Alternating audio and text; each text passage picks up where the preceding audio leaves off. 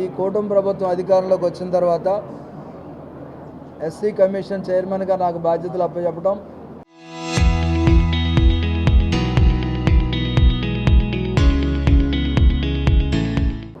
నాతో పాటుగా ఒక 5గురు కమిటీ మెంబర్స్ని కూడా ఈరోజు వేసి ఈ రాష్ట్రంలో వివక్షత లేని సమాజ నిర్మాణం కోసం కమిషన్ పనిచేయాలని గౌరవ ముఖ్యమంత్రి చంద్రబాబు నాయుడు గారి ఆదేశాల మేరకు 2018 తర్వాత అంతకుముందు కూడా ఇంత విస్తృత పర్యటనలు ఏ కమిషన్ కూడా చేయలేదు.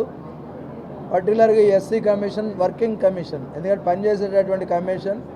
దానిలో భాగంగా ప్రజలను నేరుగా కలుసుకోవటం, ప్రజల దగ్గర ఫిర్యాదులు స్వీకరించడం, ఆ ఫిర్యాదులను సంబంధిత అధికారుల ద్వారా పరిష్కారం చేయటం, పరిష్కారం కానటువంటి సమస్యల్ని వాళ్ళని కూర్చోబెట్టి మాట్లాడే విధంగా, ఎందుకంటే అట్రాసిటీస్లో రాజీలు లేవు, మాట్లాడటం ఆ విషయాల్లో కాకుండా ఇతర విషయాల్లో ఏవైతే ఉన్నాయో వాటన్నిటిని కూడా అడ్రస్ చేసే విధంగా కమిషన్ పనిచేస్తూ ముందుకు వెళ్తూ ఉంది. ఈరోజు అనంతపురం జిల్లా పర్యటనకి రావటం, ఎందుకంటే ఒక ఎఫిషియెంట్ ఆఫీసర్స్ కలెక్టర్ గారు కానీ అదేవిధంగా ఎస్పీ గారు కానీ ప్రజల యొక్క అవసరాలకు అనుగుణంగా పనిచేస్తూ ఉన్నటువంటి సందర్భంలో కమిషన్ కూడా వాళ్ళని ప్రత్యేకంగా అభినందిస్తూ ఉంది.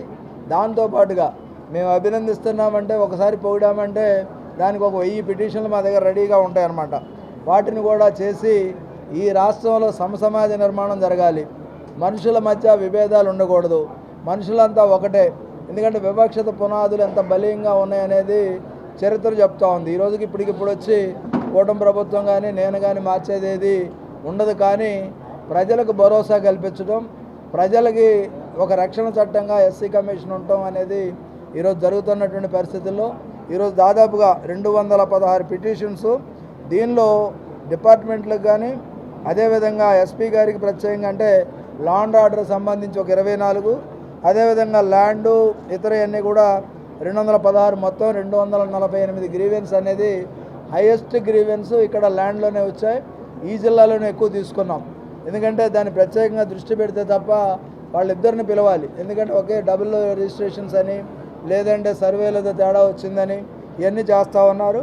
దాంతోపాటు కూడా అధికారులకు అందరికి కూడా ఒకటే సూచన చేస్తూ ఉన్నాం, దళితుడు అనేవారు ఎవరు వచ్చినా సరే, భూమి సంబంధం వచ్చినా, ఆర్థికపరమైనటువంటి మోసానికి గురైనా, లేదు కుల వివక్షతకు గురైన అన్నీ కూడా అట్రాసిటీస్ కింద వస్తాయి.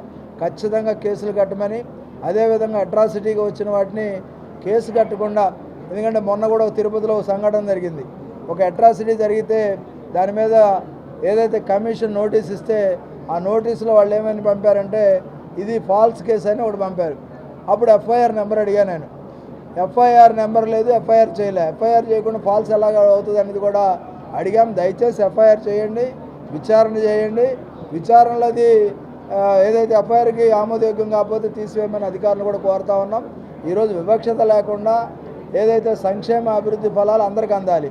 పర్టికులర్గా రెవెన్యూ డిపార్ట్మెంట్లో కానీ, ఎలక్ట్రిసిటీ డిపార్ట్మెంట్లో కానీ, అదేవిధంగా ఇతర డిపార్ట్మెంట్లు అన్నీ కూడా రివ్యూ చేయడం జరుగుద్ది.